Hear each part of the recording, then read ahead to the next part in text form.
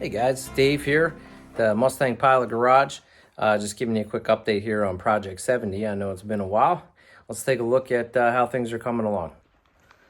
Well, there's been a lot of progress on the car, and actually tonight I just finished up all of the work here on the driver's side floor with a new frame rail section,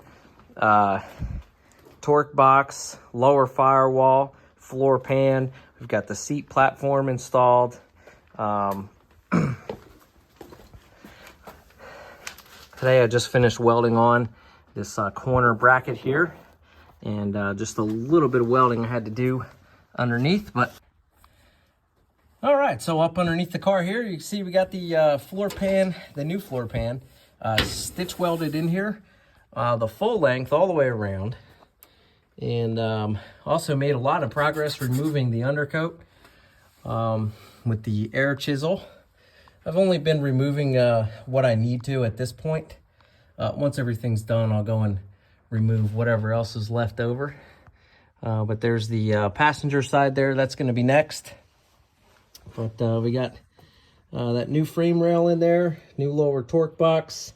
I haven't gone back and cleaned up any of the welds yet. I figure I'll do that once everything is all done and prior to prepping all this for paint. But everything's in here and it's rock solid. It's perfectly straight. We got a new nice new floor support there, nice new floor.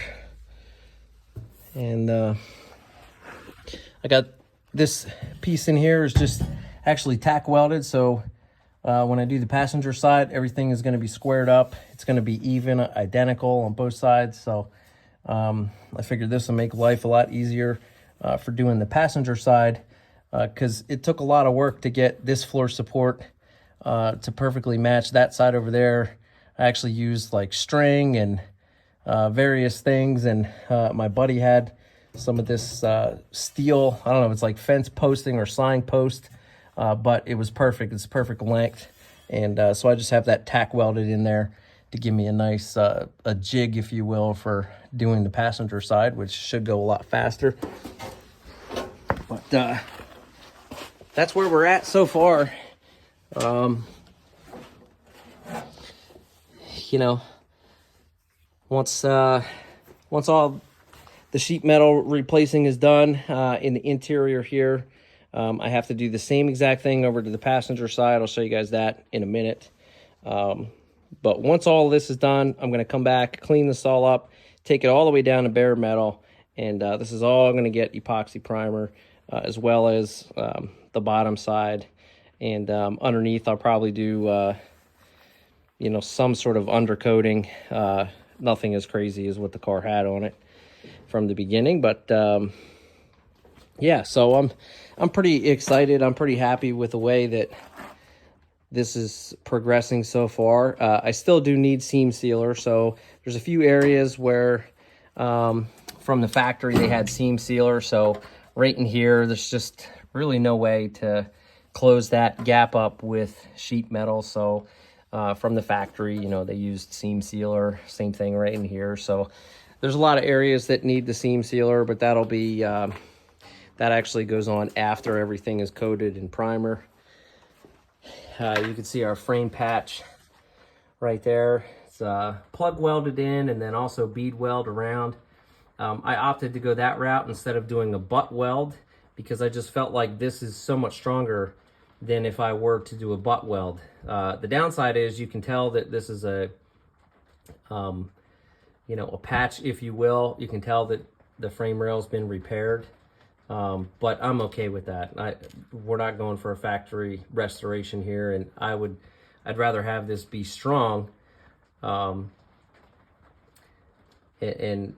you know, doing the plug welds. I mean, geez, I think I have like 10 plug welds in there, as well as the bead around there, and that's to a really good solid frame. So, I mean, that is 10 times stronger than what you would get with a butt weld. So, you know, if this car were ever to be in an accident, that should not be a failure point right there. That should hold up there pretty nice. But everything came together pretty well. It's taken a long time, so, you know, just working on this in the evening a couple nights a week. So I think it's taken me well over a month just to make those repairs on the driver's side there, but it is what it is. We're not in any rush. So the next next thing up is to start cutting out this passenger side here. And just to give you an idea, so this is the torque box right here, and you can see how bad this is rotted right there, and underneath is even worse. I think the passenger side here is a little worse than the driver's side was, but you can see how the lower portion of the torque box is just completely rotted through. And then here's the floor support. I mean, you can stick your whole hand up in there. Just a whole lot of tetanus waiting to happen there. So that's gonna have to get cut out, obviously. You can see over on the driver's side, that lower pan there. So that's the lower portion of the torque box. So that's the brand new one there on the driver's side. So we'll have to do the same over here on the passenger side. Now the passenger floor is, it's not rotted as badly as the driver's side was. I'll show you guys that in here. There's the new torque box for the passenger side. But you can see here the passenger floor is in a little better shape than the driver's floor was. But we still have a decent amount of rot that's happening up here on the firewall, and then right here where it transitions to the floor pan. And of course you got a hole right here. That shouldn't be there. That hole should be here, but that hole shouldn't be there. So on this side should go much faster and should be a little easier, because I'm only going to be cutting out this forward section of the floor here and the firewall. So as opposed to doing the entire floor like I did over there, this is not rotted where the seat support is. It's just pretty dirty, but that'll all get cleaned up as I work on this side.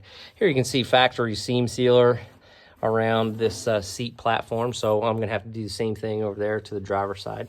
But it'll look a lot nicer than that. So that's a 53-year-old seam sealer there. Looks like it's been through hell. And I'll have to clean that off and reseal that, sand all this down. Get this down to bare metal, make sure there isn't any rust left in here when I'm finished. But the passenger side, like I said, is pretty solid. But this is all going to get replaced anyway. Pretty much the same thing I did on the driver's side, except I'm not going to have to replace the seat platform or do any of that kind of stuff. But I still have to take the heater box out. I want to get this all cleared out of here. And there's a cowl vent in here. So this is where the car, you actually get fresh air into the cabin. And you can see that's in pretty bad shape. So I've got to get all this out of here, clean this all up, probably put a new tube in here with a new gasket when everything goes back together. That's definitely a point of water intrusion. And I had thought about cutting the cowl open and just kind of going crazy in there. But honestly, after looking at it from the underside, the lower cowl is not rotted. So there's just rust around here for the vent. So I can clean this up without having to cut the whole cowling out. So I think that'll be fine there. And of course, this looks like rust. It's not. This is old factory seam sealer with, it's like insulation or whatever. It was stuck to it, but that's not rot, even though it looks like it on the camera. And the heater box with the original blower motor in there. I don't know if this thing works or not, but once I get it out, I'll test it on a battery, and if it works, so clean it up, sandblast it, put it back in there. This is just a plastic heater box, so I think I can just clean this all up. And it's definitely going to need a new heater core and a lot of things like that. I'm still up in the air as to whether or not I'm going to put air conditioning in the car. So the conversion kit's pretty pricey, and I would like to have air conditioning in the car, but we'll see when I get to that point. Anyway, so that's where I'm at. Haven't done anything else with the car other than fixing up that driver's side there, and it's nice and solid. So that's it. So I'll be back with you guys as I go through the passenger side, and I'll try to make some more videos as I do the passenger side. It's just tough, you know. I come out here, I get, you know, maybe 2 hours at a time to work on it, and so a lot of times I don't even think about the camera or doing any videos or something. I just jump right into it. But I'll keep you guys posted. Thanks for checking it out.